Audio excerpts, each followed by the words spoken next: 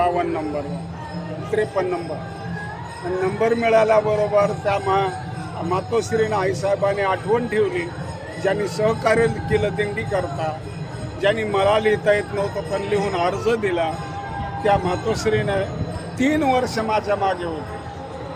तुला दिंडी द्यायची, माझी दिंडी तुला द्यायची, माझी दिंडी तुला द्यायची. प्रत्येक महिन्यातून तिकडे यायची जुन्या घरी, साखरे महाराजांच्या आश्रमाकडे मी होतो त्या काळामध्ये. आणि मी म्हणायचं मला नको दिंडी, मी काय म्हणायचो दिंडीच नको. असं 3 वर्ष चाललं होतं. महिन्या 1.5 महिन्यातून चक्कर मारायची ये माझ्याकडे, माझी दिंडी तुला द्यायची, आणि मी म्हणायचं मला नको दिंडी. असं 3 वर्ष झालं. तिच्या पाठीमागे 10 लोक होते आम्हाला दिंडी द्या म्हणून. त्यांना म्हणायचे मला दिंडी तुम्हाला द्यायची नाही. लाड गुरुजी त्यांच्या पाठीमागं होते मातोश्रीचा. काय पाहिजे ते माग म्हणायचे, मी देतो तुला. पण ती म्हणजे मला 1 रुपयाही नको, माझी दिंडी तुलाही नको. काय करायचं ते माझं मी ठरवेन. मला दिंडी देणार असं म्हणत नसत, काय करायचं ते माझं मी ठरवेन. पण दिंडी 3 वर्षानंतर मी विचार केला, ज्या अर्थी ती आग्रह करते त्या अर्थी माऊलीची इच्छा असणार आहे, म्हणून दिंडीचा स्वीकार केला. तो 95, 96, 2 वर्ष दिंडी मी चालवली. तशी 93ला दिंडी चालू केली. पण 93, 94 दुसऱ्याच्या नंबरमध्ये आम्ही 25-30 लोक घेऊन चालायचो. पण 95ला नंबरमध्ये चाललो. लोकांना जमा केलं, तंबू घेतले. जुनेच तंबू होते माझ्याकडे 2-3. त्या तंबूमध्ये 3 तंबूत माणसं असायचे 10-10. सुरुवातीला 30 माणसं, नंतर दुसऱ्या वर्षी 50 माणसं झाले, चौथ्या वर्षी फार 60-70 माणसं झाले. आणि हे पाहिल्यानंतर ती दिंडी मातोश्री खुश झाल्या.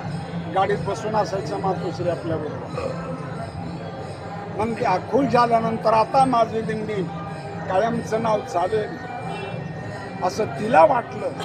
आणि नंतर तिने कागदोपत्री लेखी करून मंदिरामध्ये देवस्थानमध्ये सांगितलं, मी दिंडी याला दिली, हा माझा सांभाळ करतो, माझा दवाखाना पाहतो, मला कपडे घेतो.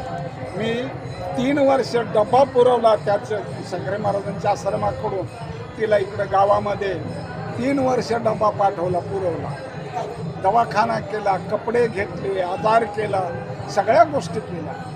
एवढंच नाही तर शेवटच्या वेळेला देखील मी इथे म्हातारे 6 महिने इथं पडून होते मुलीकडे, यांच्या आईकडे. त्या मुलीचे नातू, 4 नातू, मुलीच्या त्या म्हातारीच्या मुलीला. आणि इथे असताना मी 2 दिवसांनी 4 दिवसांनी इथे येऊन भेटी देतो घरी त्यांच्या मातोश्रीला आईसाहेबांना. एवढे आपण निष्ठेनं सेवा केली. जिने एवढा अट्टास करून प्रयत्न करून दिंडी जिवंत ठेवली, नंबर मिळवला आणि आयता आपल्याला भांडवल दिलं. काही अट्टास करायची गरज पडली नाही.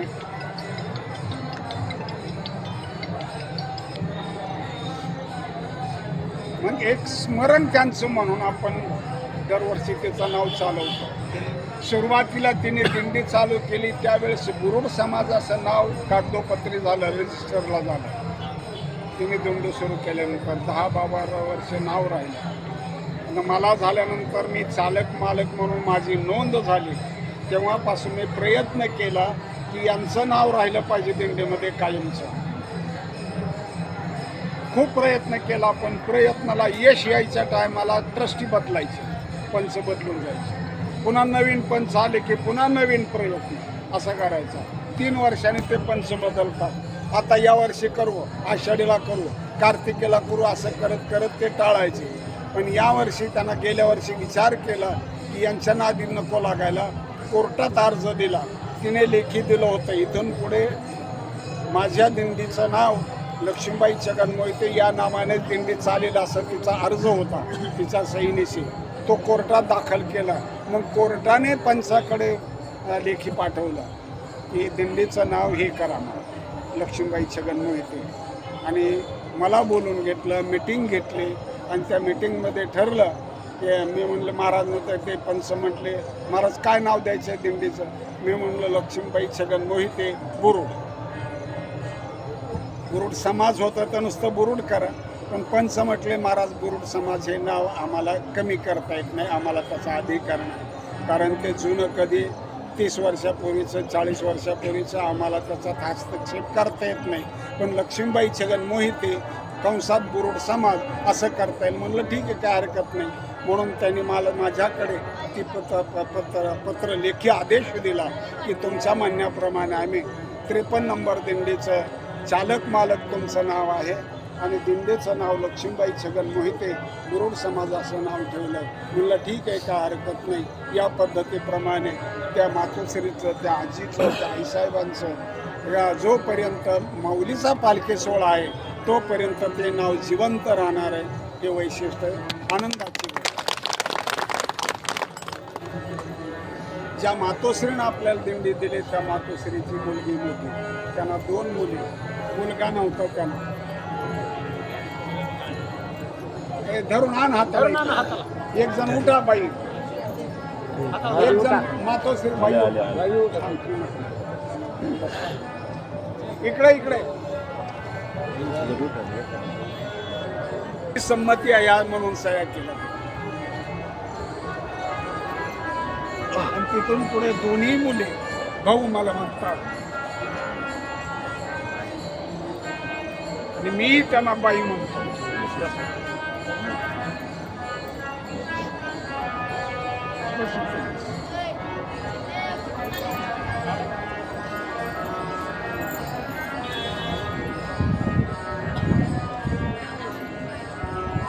आणि त्या मातोश्रीने सांगितलं बाबा आम्हाला काही नको, मुलींना पैसा देऊ नको, पण दरवर्षी चोळे काकण देत जा. म्हणजे आम्ही एक ड्रेस देतो, कधी काय आठवणीने काही अडचणीने काही एखाद्या वर्षी देणं होत नाही. आता गेल्या वर्षी म्हणून आषाढून झाल्यावर येतो, पण जे मी आजारी पडलो मला काही येताच आलं नाही 1.5-2 महिने. म्हणजे विसर पडला ती विसरच पडला, मग मला काही त्यांच्याकडे येता आलं नाही. म्हणून यावर्षी मुद्दामच म्हटलं आपण इथे येऊ आणि यांचे हा 3 नंबर 2 नंबर 4 नंबरचा मुलगा यांचा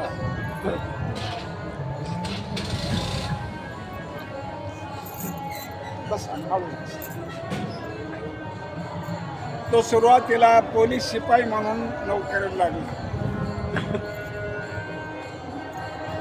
आणि सुरुवातीचं पोस्टिंग लोणावळ्याला झालं. मी 2-3 वेळेस गेलो लोणावळ्याला, जाता येता भेटी दिली. सगळ्या मुलांना भेटी देतो अधूनमधून, सगळ्यांचं क्षेमकुशल विचारतो. त्या म्हातारीचं एवढं पुण्य आहे, सगळ्या नातवांचं चांगलं झालं, अगदी सुखी आहेत, समाधानी आहेत, आनंदी आहेत. असं असल्या कारणाने काहीतरी आपलं थोडंसं कर्तव्य आहे, आपण कुठंतरी ऋणातून उतराई व्हावं. आणि हा पोलीस पोस्टिंग करून पुन्हा जमादार झाला, जमादारची पोस्टिंग होऊन पुन्हा आता PSIची पोस्टिंग झाली आता या महिन्यामध्ये.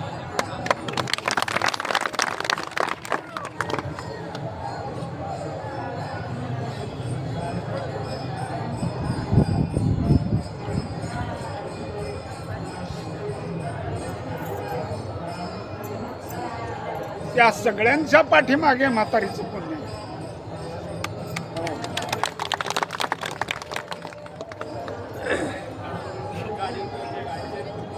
दिंडी चालवण्याकरता देखील जो आशीर्वाद लागत असतो तो आशीर्वाद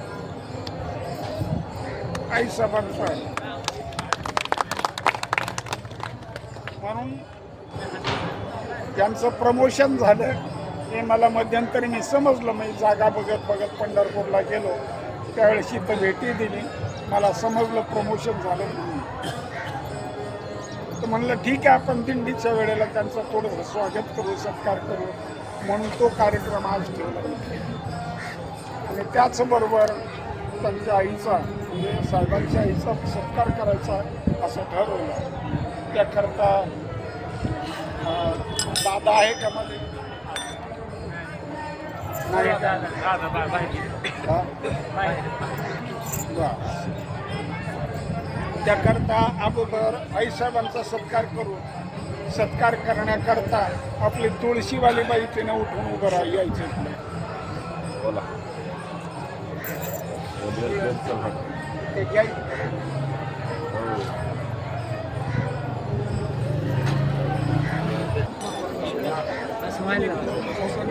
इकडे समोर बाबा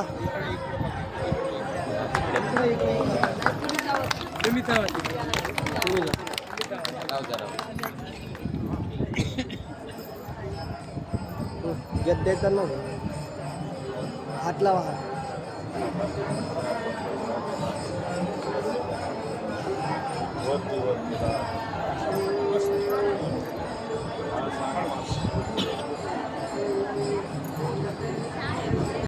त्यांचा सत्कार करायचा त्याकरता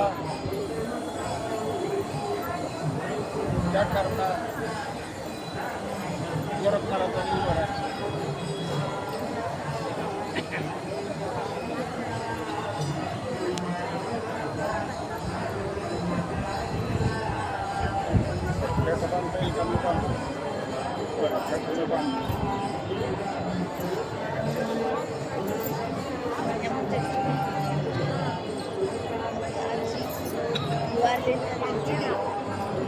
गलती एकच झाली पूर्ण व्हिडिओ उभा आलेला अपलोड करून घेतला.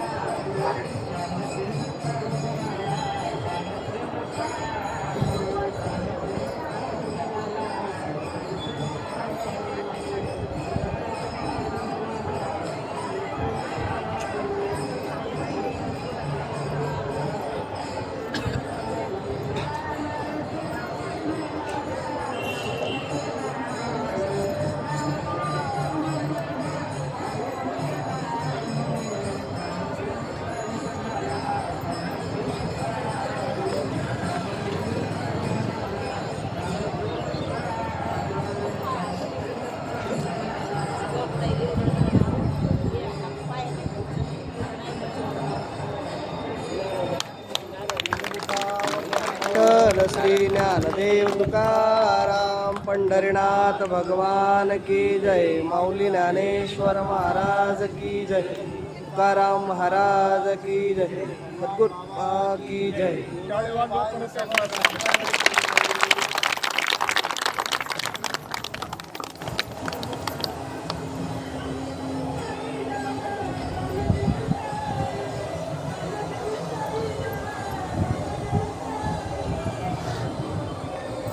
तुळशीमाळा इकडे या लगेच गेलं का तिकडं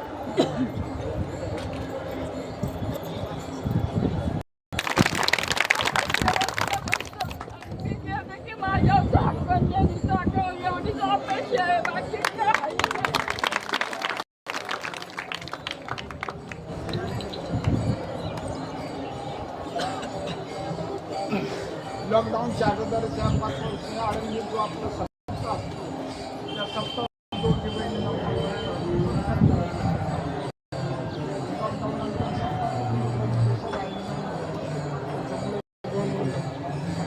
म्हणून आज योगायोगाला फोन आला होता बाईचा फोन तिलाही बोलवलं असता तर बरं झालं असतं. नाही थांबत नाही कुठं थांबत नाही मुक्काम